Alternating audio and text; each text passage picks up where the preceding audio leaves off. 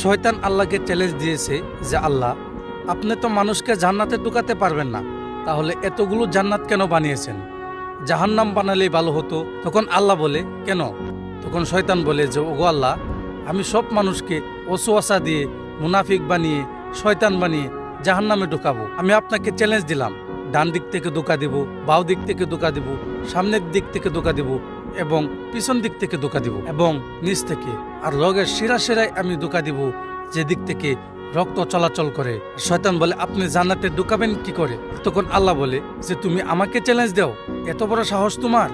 আচ্ছা ঠিক আছে, আমি তোমার চ্যালেঞ্জ মেনে নিলাম। তুমি আজীবন গুনাহ করাবা, বেনামাজি বানাবা, মুনাফিক বানাবা, কিন্তু আমার বান্দা কোনো এক নামাজে সব গুনাহ স্মরণ করে যদি আমার কাছে তওবা করে, আমি সব গুনাহ মাফ করে দিব। তুমি কিভাবে জাহান্নামে নিবে? নিশ্চয়ই আল্লাহ সর্বগুণে গুণান্বিত।